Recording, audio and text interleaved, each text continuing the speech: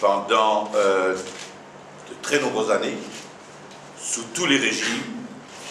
L'Express a figuré effectivement en tête du classement des journaux recevant la plus grosse part de la publicité gouvernementale, pour la bonne et simple raison que l'Express, selon toutes les études qui sont menées de manière indépendante par les instituts qui sont compétents pour le faire, Taylor Nelson Sofres, synthèse, place l'Express comme le journal le plus lu.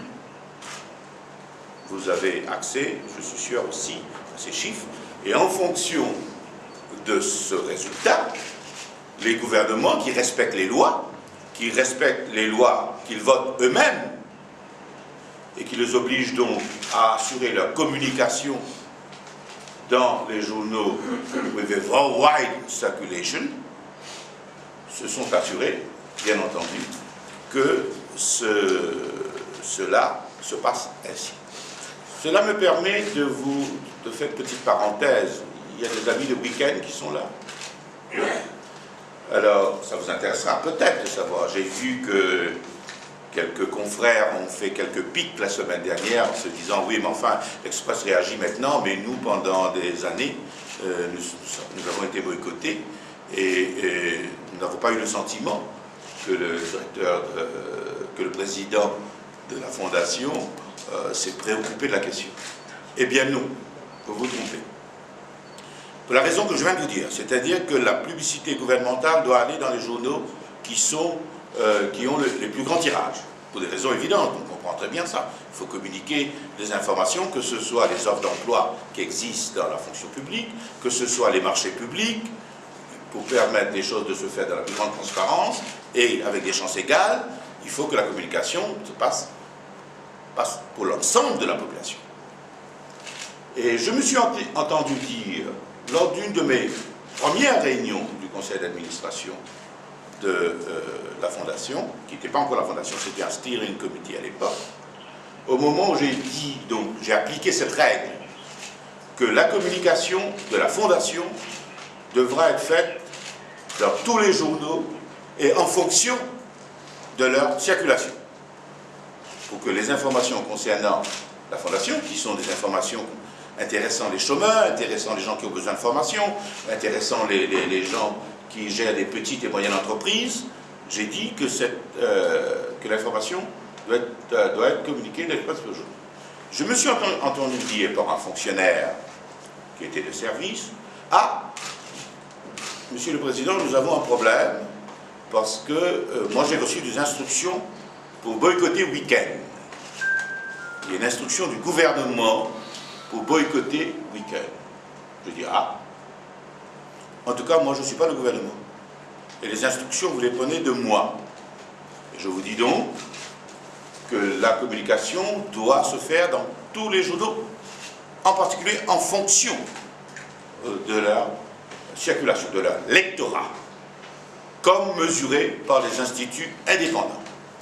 Mais je profite, puisque je connais les chiffres, pour vous dire que Week-end est certainement un journal qui mérite de figurer au hit parade, en top, parce que le sondage Sofres, par exemple, dit que Week-end est le journal le plus lu. J'ai donné des instructions. Ça a été une petite guerre, ça a duré 15 jours.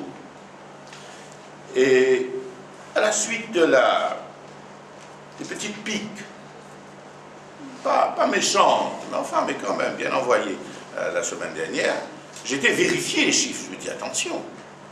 Et j'ai le plaisir d'annoncer à nos amis de week-end que, en ce qui concerne l'Empowerment Programme, sur les 2 ans et demi qu'il existe, c'est week-end qui figure au top des publications ayant reçu le plus d'avis gouvernementaux. Vous pourriez communiquer ça à M. Gérard Cateau, par exemple.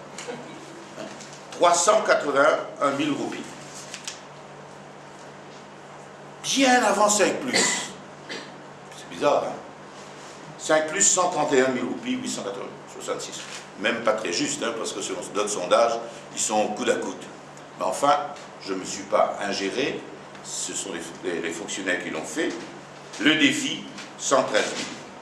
respectant strictement et pas tout à fait de manière bien répartie, mais enfin, en tout cas, la hiérarchie est respectée. C'est week-end, et c'est la seule organisation gouvernementale qui, au cours de ces 2 dernières années, a bénéficié de la publicité gouvernementale. Je m'en félicite, et c'est comme ça que j'ai géré l'Empowerment Foundation.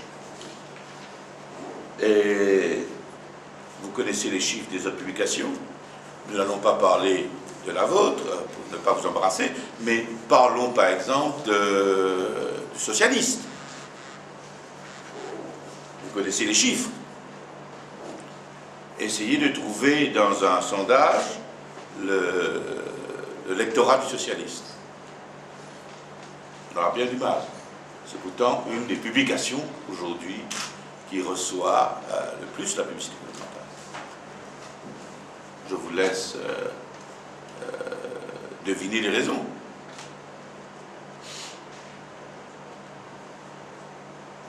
Oui.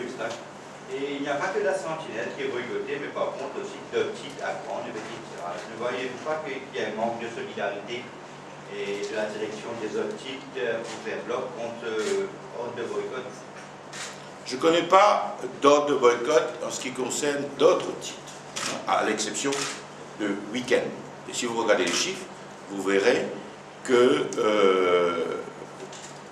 à l'heure actuelle, il n'y a que Week-end et l'Express. Et ça dure l'Express depuis environ 6-7 mois. Les chiffres l'indiquent clairement. Vous soulevez une autre question, c'est-à-dire les journaux à petit tirage. Séparons la question. Ces 2 problèmes séparés. Que les journaux à petit tirage devraient être aidés par l'État, nous sommes bien d'accord. Cela se passe dans beaucoup de pays. Il y a des fonds qui existent, il y a des moyens qui existent pour soutenir des journaux qui ont des faibles tirages. Généralement, c'est fait dans un contexte de promotion de la pluralité des titres et nous sommes tout à fait favorables. Mais l'État ne peut pas utiliser l'argent de la publicité gouvernementale qui doit être attribuée à des journaux à grand tirage, parce que là, il s'agit de communiquer l'information au plus grand nombre. C'est la loi. Je viens de vous dire cette semaine même, Insolvency Bill, vous verrez que c'est indiqué dedans. C'est évident, il faut communiquer au plus grand nombre. L'État doit communiquer au plus grand nombre. Donc si un journal a un petit tirage, il a le droit d'exister. Il mérite un soutien de l'État au nom de la pluralité des titres. Ça doit se faire, mais il faudrait peut-être constituer un autre fonds. Il faudrait que la presse, et moi j'ai souvent dit qu'il faudrait le faire. Certains journaux, par exemple, certains pays le font en subventionnant l'importation du papier. Par exemple, chez nos voisins de la Réunion, le newsprint est subventionné par l'État français pour aider à la pluralité des presses. Ça, c'est une chose, c'est un principe, et nous sommes favorables à ce principe. Mais quand nous parlons de recettes, de la publicité qui fait obligation à l'État de faire sa communication et de faire passer ses informations dans les publications en tirage, nous parlons d'un autre principe.